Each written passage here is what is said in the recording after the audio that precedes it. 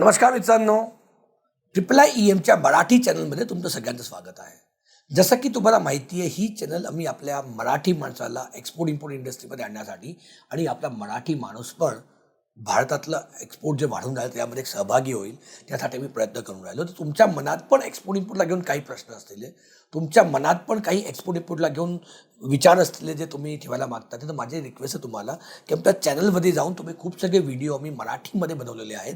तुमच्या मनातले export इम्पोर्टचे doubt solve करण्यासाठीचे एकदा बघून घ्या. त्याच्याने तुम्हाला खूप सगळ्या माहिती मिळतील एक्सपोर्ट इम्पोर्टला घेऊन, राईट. आणि त्याच्यानंतर पण तुम्हाला काही प्रश्न विचारायचा आहे तर हॅशटॅग आस्क iiiEM म्हणून तुम्ही तुमचा प्रश्न विचारू शकता. ते आम्ही आमचं it will be pleasure for us to give you the answer on this, right. जर मी आजचा एक इंटरेस्टिंग प्रश्न घेतला तर खूप साऱ्या लोकांची कशी मनातली भीती असती की साहेब एक्सपोर्ट इम्पोर्ट डॉक्युमेंटेशनमध्ये मला खूप भीती वाटते. मला असं वाटतं की कस्टमवाले पकडतील, मला बँकेवाले पकडतील, मला करता नाही आता मी कसे तर करू शकतो. मित्रांनो, एक्सपोर्ट इम्पोर्टच्या डॉक्युमेंटेशन विषयी तुम्हाला माहिती दिली, सोपी आणि सरळ माहिती. हे एक इंटरनॅशनली सेट सिस्टम आहे. तुम्हाला काही पण भीती वाटून घ्यायची जरूर नाही, कारण की हे प्रॉपर फॉर्मॅट सगळे दिलेले आहेत, प्रॉपर सिस्टम दिलेलं आहे. त्यात मला फक्त फिलअप करायचं आहे. म्हणतो ना, रिकामा जागा भरा, fill in the blanks, that's it. सगळे फॉर्मॅट्स आहेत, त्याच्यामध्ये फक्त तुम्हाला काम करायचं आहे आणि ते पण मोजके आहे. आता जे लोक एक्सपोर्ट करायला लागलेत त्यानंतर तुमच्या सीएचे पण तुम्हाला फक्त बेसिक एक इनवॉइस पॅकलिस्ट तुम्हाला बनवायचं आहे.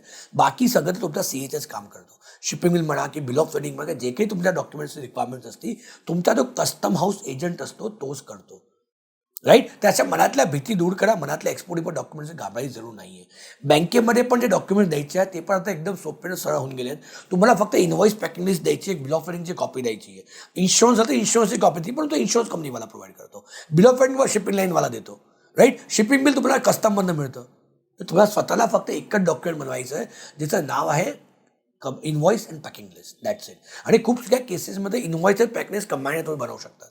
आणि त्याची पण फॉर्मॅट जे आहे ती सरळ आणि सोपी दिलेली आहे.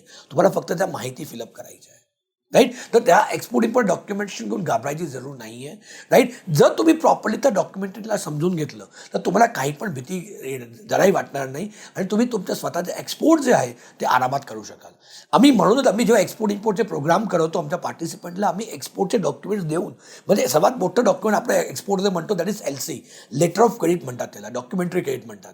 ती आम्ही देऊन त्यात कसे डॉक्युमेंट बनवायचे, कशांना फिलअप करायचे ते सगळं पण आम्ही शिकवतो, राईट. तर एकदम एक्सपोर्ट इम्पोर्ट डॉक्युमेंटेशननी घाबरायची तुम्हाला काही जरूर नाही आहे. जर तुम्ही प्रॉपरली सिस्टमॅटिक समजून घेतले डॉक्युमेंट्स, राईट, तर तुम्ही स्वतःचा एक्सपोर्ट इम्पोर्ट करू शकता. एक सिंपल सरळ भाषेमध्ये तुम्हाला कुठले डॉक्युमेंट लागतात एक्सपोर्ट इम्पोर्टला घेऊन ते तुम्हाला समजावून देतो. जर तुम्हाला एक्सपोर्ट सर्वात आधी गोष्ट की प्रोफॉर्मा इनवॉइस लागतो, जे it is one kind of contract. तुमचा आणि तुमच्या बाहेरचा एक कॉन्ट्रॅक्ट आहे, right. That's called as proforma invoice. त्याची पण सिस्टम जी आहे स्टँडर्डली सेट केलेली आहे. त्या फॉर्मॅटमध्ये तुम्हाला यूज करायचं आहे, राईट. तर पहिला डॉक्युमेंट असतो प्रोफॉर्मा इनवॉइस लागतो. त्याच्यावर लेटर ऑफ क्रेडिट बनतं, जे तुमचा इम्पोर्टर जो असतो तुमच्या बँकेत या बँकेमध्ये जाऊन लेटर ऑफ क्रेडिट बनवतो आणि तुमच्या बँकेला पाठवतो. एक लेटर ऑफ क्रेडिट झालं. त्याच्यानंतर कस्टम क्लिअरन्ससाठी डॉक्युमेंट लागतात किंवा प्री शिपमेंट डॉक्युमेंट, म्हणजे एक्सपोर्ट करायच्या वेळेसचे डॉक्युमेंट. हे जे दोन डॉक्युमेंट म्हणले that is at the time of taking the orders. त्याच्यानंतर प्रोसेस करण्यासाठी म्हणजे कस्टमने प्रोसेस करणारे डॉक्युमेंट लागतात. त्याच्यातलं बेसिक डॉक्युमेंट तुम्हाला स्वतःला बनवायचं जे आहे ते फक्त इनवॉइस आणि पॅकिंग लिस्ट बनवायचं आहे. बाकीची EVD असतं का, शिपिंग बिल असतं का, ते सगळं तुमचा जो CH असतं तोच सगळं बनवतो. ते तुम्हाला पाठवतो, तुम्हाला फक्त चेक करायचं की ओके आहे की नाही. फक्त ते मटेरियल शिप झाल्यानंतर तुम्हाला बेसिकली एक बिल ऑफ सेलिंग मिळते, ती तुमची शिपिंग लाईन देते. त्याच्यावरनं तुम्हाला पोस्ट शिपमेंट डॉक्युमेंट बनवायचे असतात. पोस्ट शिपमेंट डॉक्युमेंट बेसिकली तुम्हाला कुठले लागतात, राईट. त्यामुळे सर्वात असतं पहिली गोष्ट असती एक बँके कमर्शियल इन्वॉइस असती जे इम्पोर्टरला पाठवायची असती, पॅकिंग लिस्ट असतं, बिल ऑफ सेलिंग तुमची शिपिंग लाईन देते. जर तुम्ही CIF टर्म्समध्ये काम केलेलं आहे तर इन्शुरन्स तुम्हाला तुमची इन्शुरन्स कंपनी देते, सिम्पल. आणि त्याला सर्टिफिकेट ऑफ ओरिजिन तुमच्या चेंबर ऑफ कॉमर्सला घ्यावं लागतं.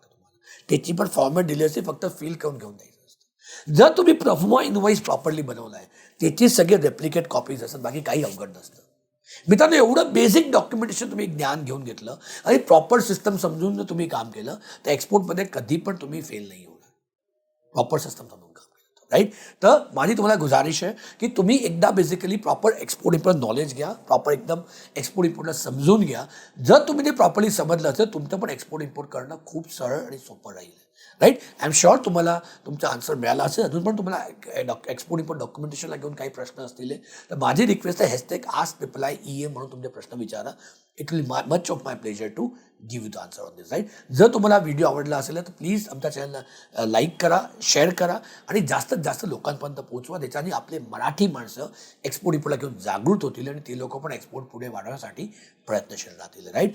जर तुम्ही नवीन सबस्क्रायबर आहात, नवीन व्ह्युअर आहात तर आपल्या चॅनलला लाईक सबस्क्राईब करायचं नका विसरू आणि बेल आयकॉन दाबायला नका विसरू, ज्याच्याने तुम्हाला सगळी प्रॉपरली रेग्युलर बेसवरती सगळी माहिती मिळत राहील. तर या आपण सगळे मिळून भारतातलं एक्सपोर्ट वाढवू आणि भारतातले ते सोनेरी दिवस होते ते भारतात परत आणायचा प्रयत्न करू.